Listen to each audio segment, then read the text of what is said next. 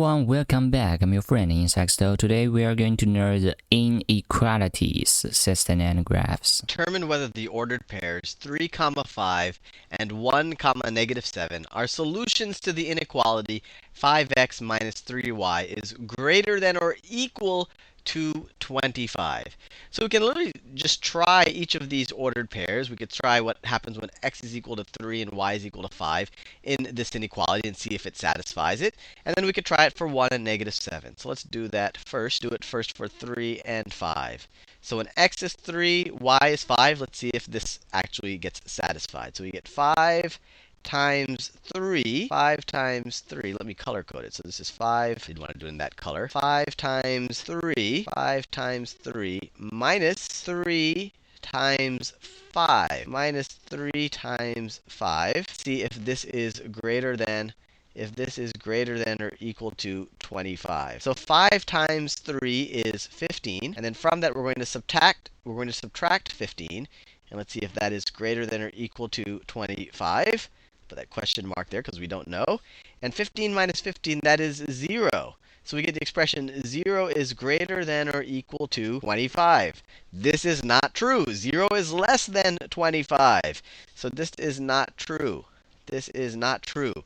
So this ordered pair is not a solution to the inequality. So this is not a solution. You put in x is 3, y is 5, you get 0 is greater than or equal to 25, which is absolutely not true. Now let's try it with 1 and -7. So we have 5 times 1 minus 3 times -7 needs to be greater than or equal to 25. 5 times 1 is 5. And then minus 3 times -7 is -21. So it becomes minus -21 needs to be greater than or equal to 25. This is the same thing as 5 plus 21. Subtracting a negative, same thing as adding the positive, is greater than or equal to 25. And 5 plus 21 is 26, is indeed greater than or equal to 25. So this works out. So this is a solution. Visualize this a little bit better. I'm going to graph this inequality. I'm not going to show you exactly how I do it this time, but I'm going to show you where these points lie relative to this solution. So first let's put this in point. So if we have 5, just in a new color. So we have 5x, that's not a new color. I'm having trouble switching colors today.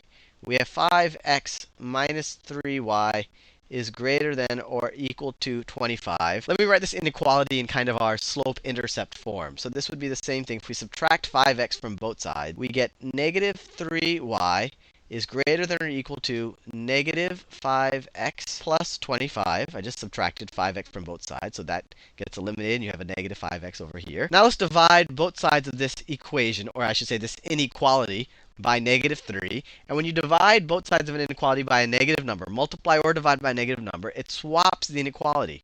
So if you divide both sides by -3, you get y is less than or equal to -5 divided by -3 is 5 over 3x. And then 25 divided by -3 is minus 25 over 3. So if I were to graph this, so this is now the expression, or the inequality, y is less than or equal to 5/3 x minus 25 over 3. So if I wanted to graph this, try to draw a relatively rough graph here, but really just so that we can visualize this. So our y-intercept is -25 over 3. That's the same thing as -8 1/3. So that's 1, 2, 3, 4, 5, 6, 7, 8, and a little bit more than 8. So our y-intercept is -8 1/3, like that, and has a slope of 5/3. So that means for every 3 it goes to the right, it rises 5. So it goes 1, 2, 3, it rises 5.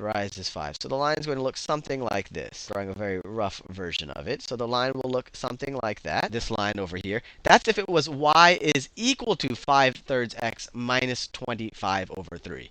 But here we have an inequality. It's y is less than or equal to. So for any x, the y's that satisfy it are the y that equals 5/3 x minus 25 over 3. That would be on the line. So it would be that point there. And all the y's less than it. So the solution is this whole area right over here. Since it's less than or equal to, we can include the line. The equal to allows us to include the line, and less than tells us we're going to go below the line. We can verify that by looking at these 2 points over here. We saw that 3 comma 5 is not part of the solution. 3 comma 5 is 1, 2, it's right about there, and then up 5. So 3 comma 5 is right above here. It's in this region above the line, and notice not part of the solution. And then 1 comma negative 7, 1 comma negative 7 is going to be right over here. It's almost on the line. So 1 comma negative 7 is going to be right over there, but it is at least within this solution area. So hopefully that gives you a little bit more sense of how to visualize these things. And we'll cover this in more detail in future videos. Yeah, at the first video, we know how to solve the inequalities. In the second video, he will show us how to solve a system of inequalities. Is 2 comma 5 a solution of this system? And we have a system of inequalities right over here. And we have y is greater than or equal to 2x plus 1, and x is greater than 1. In order for 2 comma 5 to be a solution of the system, it just has to satisfy both inequalities. So just try it out. So when x is equal to 2 and y is equal to 5, it has to satisfy both of these. So let's try it with the first one. We assume x is 2 and y is 5. We would get an inequality that says 5 is greater than or equal to 2 times 2 plus 1. X is 2, y is 5. This gives us 5 is greater than or equal to 2 times 2 is 4. Plus 1 is 5. Y is greater than or equal to 5. That's true. 5 is equal to 5. So that equal part of the greater than or equal saves us. So it definitely satisfies the first inequality. Let's see the second one. X needs to be greater than 1.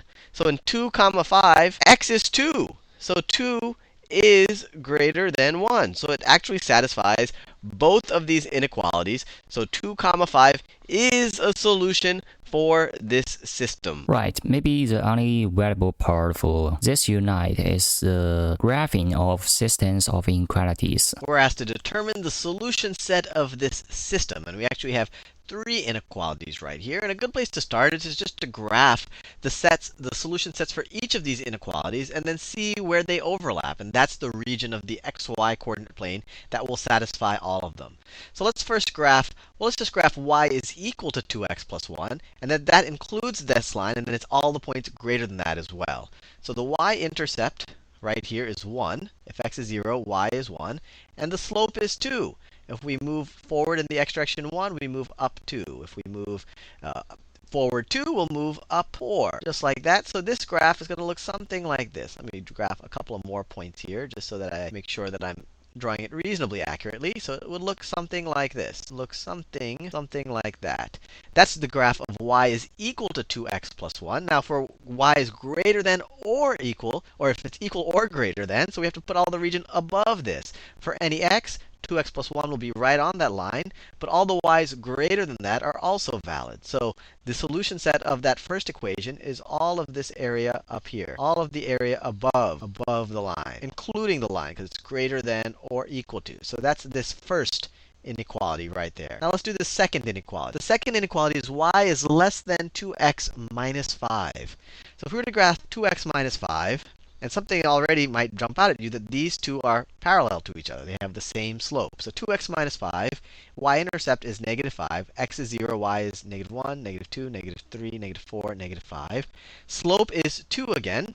And this is only less than, strictly less than, so we're not going to actually include the line. The slope is 2. The slope is 2. So it'll look something like that. It has the exact same slope as this other line. Slope is 2, so I could draw a bit of a dotted line here if you like. And we're not going to include the dotted line because we're strictly less than. So the solution set for this second inequality is going to be all of the area below the line, right? For any x, this is 2x minus 5, and we care about the y's that are less than that. So let me shade that in. So before we even get to this last inequality, in order for there to be something that satisfies both of these inequalities, it has to be in both of their solution sets. But as you can see, their solution sets are completely non-overlapping. There's no point on the xy plane that is in both of these solution sets. They're separated by this kind of no man's land between these two parallel lines. So there is actually no solution set. It's actually the null set. There's the empty set. Maybe we could put an empty set like that, 2 brackets with nothing in it. There's no solution set, or the solution set of the system is empty. I mean, we could do the x is greater than 1 This is x is equal to 1, so we put a dotted line there for x's because we don't want to include that. So it would be all of this stuff. But once again, there's nothing that satisfies all three of these. This area right here satisfies the bottom two. This area up here satisfies the last one and the first one. But there's nothing that satisfies both these top two. Empty set. Yeah, let's try to solve a real life problem. Ezra enjoys gardening. Every sunflower plant he waters requires 0.7 liters of water, and every lily plant he waters requires 0.5 liters of water. Ezra has a total of 11 liters of water for these plants. In the following inequality, S represents the number of sunflower plants, and L represents the number of lily plants Ezra can water. See if this makes sense. So it looks like, the number of sunflower plants is S, and he would have to use 7/10 of a liter per plant. So this first term right over here, this is how much water used to water the sunflower plants. And then the second term is how much water used to water the lily plants, because he needs half a liter for each of the L lily plants. And he has a total of 11 liters. So this sum right over here has to be less than or equal to 11. All right, Ezra waters 10 lily plants, so that's L is equal to 10. How many sunflower plants can he water at most with the remaining amount of water? Well, let's think about this a little bit. We have 0.7 times the number of sunflower plants he waters, plus, so we're going to assume L is equal to 10. He waters 10 lily plants, and each of them he gives half a liter to. So 0.5 times 10 is going to be 5. So he's going to be 5 liters watering the 10 lily plants. And this has to be less than or equal to 11. So we can try to isolate the S on the left-hand side. So let's do that, the number of sunflowers. So we could first subtract 5 from both sides. And we are going to be left with, on the left-hand side, we're going to just have 0.7 times S. So this expression, this is the total amount of water he's going to spend on the sunflower plants, has to be less than or equal to 11 minus 5 is equal to 6. And so now we can divide both sides by 0.7. And we don't have to change the inequality because we are dividing by a positive number, 0.7. So we're going to get S is less than or equal to 6 divided by 0.7. Or we could even write this as, well, this is 6 divided by 0.7. Let me write everything as a fraction. This is the same thing as 6 divided by 7/10, which is equal to 6 times 10 over 7, which is equal to 60/7, which is equal to, what is this, 8 4/7. So S has to be less than 8 4/7. Now we're assuming that we're only thinking in terms of integer numbers of plants, or actually whole numbers of plants. And so if S has to be less than 8 4/7, how many sunflower plants can he water at most with the remaining amount of water? Well, we'll say that at most he can water 8 plants. We're going to assume that he can't water just a fraction of the plant. He either waters something or he doesn't. So he's going to water 8. He is going to water 8 plants, because that's the largest whole number that is less than 8 4/7. That is less than or equal to 8 4/7, I should say. So we're told a cupcake requires 35 grams of sugar and 50 grams of flour. So let me underline that. Cake requires 35 grams of sugar and 50 grams of flour. And then they tell us a muffin requires 30 grams of sugar. So let me underline that. A muffin requires 30 grams of sugar and 65 grams of flour. All right, so what are they going to ask us to actually do? Shauna needs to use up at least 460 grams of sugar. So let me underline this. Shauna needs to use up at least 460 grams of sugar to make cupcakes and muffins. And she wants to use at most 970 grams of flour. Let me do this in another color. And she wants to use at most 970 grams of flour. Let's form a system of inequalities to represent Shauna's condition. Let C denote the number of cupcakes she makes, and m the number of muffins she makes. All right. Write an inequality that represents the condition based on the number of grams of sugar. So the condition based on the number of grams of sugar, that's what we underlined here in green. Shauna needs to use up at least 460 grams of sugar to make cupcakes and muffins. So let's see how we can write that out. So how much sugar is she going to use for the cupcakes? Well, we're told right over here she requires 35 grams of sugar per cupcake. So the amount of sugar that she's going to use for all of the cupcakes is going to be 35 grams per cupcake. Let me write that a little bit neater. 35 grams per cupcake times the number of cupcakes. So this is how much sugar total she's going to use on the cupcakes. 35 grams per cupcake times the number of cupcakes. And then how many grams of sugar is she going to use for the muffin? Well, that's going to be 30 grams of sugar per muffin. So plus 30 grams of sugar per muffin times the number of muffins, so times m. So this is the total sugar from the cupcakes. This is the total sugar from the muffins. And so if you add them together, this is the total sugar that she's using. And we're told that she needs to use up at least 460 grams of sugar. So everything here is in grams. So this has to be greater than or equal. She has to use at least 460 grams of sugar to make both of these. So that's it. We have just set up the inequality that represents the condition based on the number of grams of sugar, which is this condition right over here. Now let's see this next question. They say write an inequality that represents the condition based on the number of grams of flour.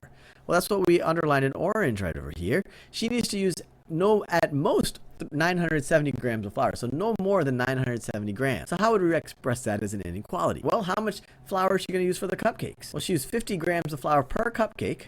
So 50 grams per cupcake times the number of cupcakes. That's how much flour she's going to use for the cupcake. And then for the muffins, she uses 65 grams of flour per muffin times the number of muffins.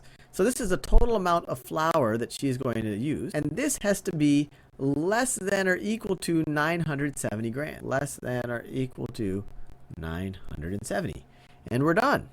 And so you could actually, if you wanted to, you could say, well, what pairs of C and M satisfy both of these inequalities? And then you could say, okay, that's a combination of the number of cupcakes and muffins she could make in order to satisfy her actual conditions. Yeah, so I would say today's mathematics tutorial or the learning for the math, it's kind of boring because we already seen how to solve the inequality problems and it has no difficulties out there. So tomorrow we'll be learning the concept of functions. It's kind of strange that even if we have used the idea of functions every day, if you are a programmer or developer, well, it still has a concept in the mathematics. But I guess for most of you, if you have never learned the programming, you probably do not really have a deep understanding about the function. So it's good to learn some programming along with the mathematics. Alright, that's today's learning and I'll see you guys in the next one. Bye!